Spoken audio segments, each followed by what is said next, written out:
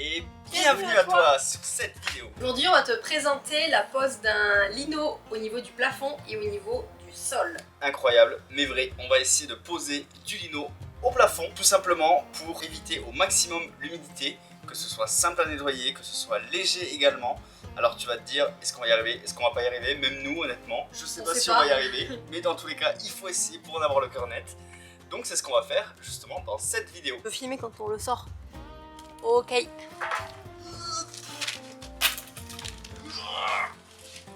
Faut être sûr que ça se met à 4 mètres. Et attends, notre mètre, tu vas pas te 4 mètres. Oh, 4 mètres 2. 4 mètres 2. Et c'est parti pour couper notre magnifique lino. Bon, du coup, on a décidé de prendre 1,70 m, donc on a pris 10 cm de plus des deux côtés pour la pose au plafond, comme ça nous laisse un petit peu de marge pour pouvoir l'installer. De toute façon, voilà, et en longueur il fait 4 mètres, donc on est large. On est large. Donc là, on va scier. C'est parti. J'ai peur. T'as peur? J'ai trop peur. On fait pas de bêtises, c'est bon? C'est bien 1,70 m. C'est bon, hein? C'est bon. T'es sûr, hein? Arrête. Je sais pas du tout si ça se coupe avec ça normalement. Ça a l'air un peu compliqué, non? Mais pour éviter de tout dérouler.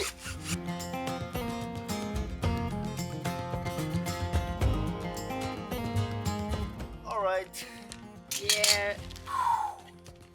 Je pensais que tu allais faire un effet en mode tout droit et tout. Ouais, mais... Sans s'arrêter. Pas du tout. Waouh. On a choisi du coup ce... Non, faut pas dire du coup, faut pas dire du coup. On a choisi ce lino par rapport en fait à la couleur de nos plans de travail qu'on est venu acheter d'ailleurs. C'était des planches en pin à 15 balles. Donc clairement c'est vraiment une superbe affaire. Et ensuite on est venu mettre une sorte de vernis lasur dans la teinte qu'on voulait, un petit peu foncé pour faire authentique. Et on a clairement choisi, dans ce que j'ai fait, c'est que j'ai récupéré un bout de tasseau en pin, la même essence de bois. Je suis venue mettre un petit peu de mon vernis en deux couches comme pour mon plan de travail, et ensuite en magasin je me suis trimballée avec ça pour venir voir quel lino matchait le mieux avec mon tasseau. Et là je te montre la beauté des choses, regarde-moi ça. Est-ce qu'on peut pas dire que c'est la même chose? On est vraiment trop content d'avoir trouvé le lino, il était pas très cher, je crois qu'on l'avait acheté à moins de 12 € le mètre carré, et nous on a pris 4 mètres par 4 mètres. On est trop content, il n'y a plus qu'à le poser. On a une technique les gars, c'est de la pépite. Je te montre nos magnifiques étés pour Alors pouvoir faire tenir... Alors en fait ouais, on était parti sur un aménagement, mais en fait c'est un fourgon avec des barres de pole dance. Voilà, c'est le concept. Nouveau concept. On se lance, on va faire ça. Le Love Van. On a fait un espèce de montage pour comment on soit pas embêté avec le poids du lino, tout ça, et on va faire petit à petit. À savoir que nous on va utiliser une colle néoprène en gel. On a pris ça parce que comme nous c'est surtout la partie plafond, on va être sûr voilà, qu'avec le temps, les vibrations et tout ça ne tombe pas. Donc autant le sol c'est bon, avec la gravité il n'y a pas de problème, hein. Mais là ça va être surtout pour le plafond. Donc on va y aller petit à petit. Je pense que tu auras tout en vidéo, on va essayer de pas trop parler pour être sûr de se concentrer. Et puis on verra bien quoi.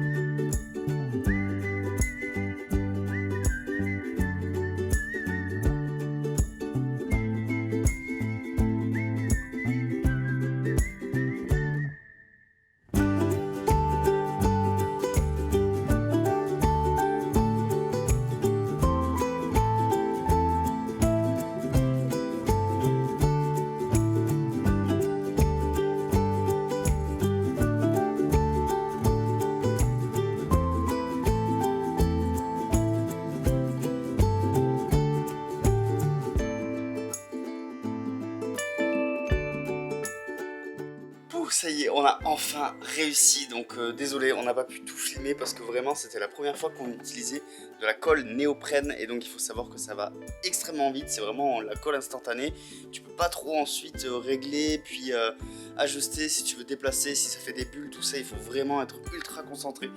Donc écoute, voilà le résultat. Les conseils que je peux te donner si toi aussi tu appliques en tout cas cette solution, c'est de vraiment pas traîner, parce que je te montre tout ça en vidéo. Alors tout d'abord, un petit rendu de ce que ça donne. Écoute, tu vois, on a fait prolonger le lino jusque dans notre capucine tout au fond. Tu vois, donc c'est nickel. Ensuite, au niveau des contre-jours, bah écoute, c'est plutôt pas mal aussi. Tu vois, il n'y a pas eu trop de boss. Puis de toute façon, c'est un matériau qui va être amené à travailler avec le bois dessous. Donc c'est méga propre. Honnêtement, si je devais le refaire, ce que je ferais, c'est vraiment de commencer. Il faut savoir que tu y vas petit à petit. Donc en fait, il y en a un qui encolle sur le plafond et sur le lino parce que c'est un truc à double encollage. Surtout quand tu fais le plafond, il faut vraiment que ça tienne et t'as pas envie que ça se décolle et un jour te retrouves avec une méga cuvette. Ce qu'il faut, c'est tout simplement commencer par le milieu. Une fois que tu rabats, tu commences par le milieu et ensuite tu vas vers l'extérieur. Ça peut paraître logique. Mais ça c'est la première erreur qu'on a faite au début, on voulait de suite tout plaquer au plus vite parce que t'es tenu par la rapidité aussi. Mais pourquoi cette fameuse rapidité? Tout simplement parce que ici, je sais pas si on le voit trop à l'écran, bref au toucher on le voit un petit peu. En fait là c'est un endroit où on s'est arrêté, mais arrêté peut-être je sais pas moi un quart d'heure le temps parce qu'on avait des soucis, il fallait qu'on fasse bien, éviter des pliures tout ça.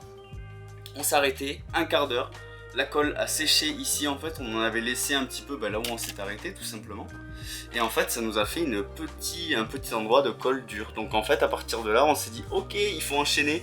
Donc on a enchaîné jusqu'au bout et depuis c'était nickel. Mais c'est vrai que ça c'est aussi quelque chose à ne pas négliger. Le temps, je te conseille vraiment d'être deux, surtout si tu optes pour cette solution au plafond, de lino au plafond. Nous c'était la première fois comme je t'ai dit. Donc on n'a pas choisi l'option de facilité. Mais c'est pas grave, on aime bien les challenges, les défis. Bref, de toute façon, en s'appliquant, en y allant doucement, mais pas trop, comme je t'ai dit pour cette solution, tout se passe plutôt bien généralement. Alors ensuite, on peut se poser la question, mais pourquoi mettre du lino au plafond? C'est vrai qu'on voit généralement des grandes lames en bois, on voit, ouais, il y en a même qui font des petits tasseaux aussi, c'est très sympathique. Nous, on s'est dit du lino, tout simplement parce que c'est étanche. Et ouais, ça peut surprendre. Mais on s'est dit c'est étanche et dans un fourgon là où typiquement on va faire notre cuisine, on va prendre notre douche, on a tout installé à l'intérieur pour y vivre à l'année, pour rappel. Nous voilà, ça sera quand même un endroit plutôt humide et on a envie que ça dure dans le temps. En tout cas cet aménagement on fait tout pour que ça nous dure 30 ans, comme ça voilà on est serein, on n'a pas de doute à avoir sur l'étanchéité ou des potentielles fuites d'eau, des traces d'humidité qui pourraient apparaître. Donc on fait les choses bien, on prend le temps. Et le choix du lino, ça a été aussi parce que du coup c'est moins cher et c'est du coup comme je te disais étanche, vachement léger. Ça se nettoie super bien aussi si jamais tu fais une trace. Tout ça pour te dire que du coup on en a posé au plafond mais on va également en poser au sol. Et oui parce que ça a l'avantage, ça a tous les avantages pour nous de poser du lino, c'est étanche. Voilà, c'est vraiment je pense un des rares matériaux qui peut être utilisé partout dans plein d'aménagements, notamment en fourgon. Et donc l'avantage de ce lino salle de bain, comme je t'ai dit, c'est qu'il est étanche. Et donc là pour le sol, ce qu'il faudra bien penser, c'est sur les côtés, faire remonter légèrement en fait de peut-être 4-5 cm, voire un peu moins, mais il faut vraiment que ça fasse une cuvette, comme ça le jour où tu as une fuite de ta cuve, de n'importe quoi, au moins ça reste à l'intérieur du van et ça ne va pas partir derrière ton isolation, tout ça c'est protégé. Et tu peux même choisir du coup où est-ce que ça va en faisant peut-être un endroit où est-ce que c'est un peu plus renfoncé ou notamment au niveau de la porte coulissante, tu vas le faire à plat comme ça si jamais tu as une fuite, tu passes un coup de raclette, hop hop hop hop, terminé, ça part là-bas et ça ne bousille pas ton sol, ton isolation et tout ce qu'on veut pas que ça atteigne. Et comment faire pour que le lino ne s'abîme pas? Donc là les précautions en tout cas qu'on a prises nous, c'est toutes les vis de fixation, on est sûr c'est bon, c'est à ras, c'est en dessous, il n'y en a pas une seule qui dépasse. Donc ça ne risque pas de percer le lino, ça ne risque pas non plus de l'endommager, de faire une petite bosse et tout. Donc on s'est assuré de ça. Donc le sol est complètement dépoussiéré. J'ai même passé un petit coup de raclette partout par terre pour être sûr qu'il n'y ait aucun petit dénivelé.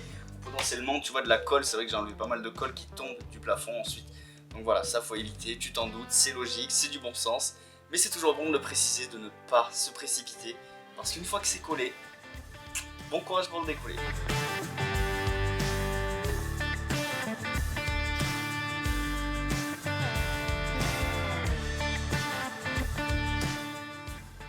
Hello!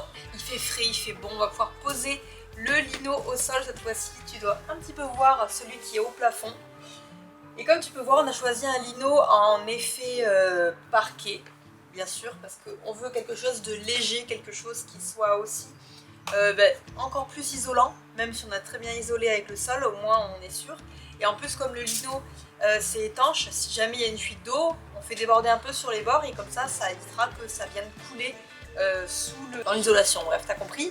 Bien sûr, quand tu mets un parquet qui est comme ça avec des bandes, il faut quand même s'assurer qu'il soit bien droit. Parce que imaginons tu le poses pas bien, tu mets tes meubles et dans ton couloir tu auras ton sol qui part en cacahuète quoi. Donc c'est pas terrible. Et donc une petite astuce qu'on a mis en place, c'est en fait de prendre ton mètre, donc toujours le même évidemment, et en fait tu viens prendre des repères qui eux sont alignés sur les bords et on mesure par rapport à une lame. Une lame on s'entend hein. Et l'idée c'est qu'en fait à chaque fois tu aies la même distance du bord, donc de ton repère jusqu'à une lame et pareil de l'autre côté. Nous on a fait ça, ça se joue. Parfois tu vois tu vas avoir peut-être 0,2 mm, de 0,2 cm ou 0,5 mais tu vas te dire bon c'est pas grave. Sauf que sur une longueur de plus de 3 mètres, tu peux vite te décaler d'1 centimètre à la fin. Donc assure-toi vraiment d'être pile si jamais tu es quand même un peu perfectionniste. Voilà.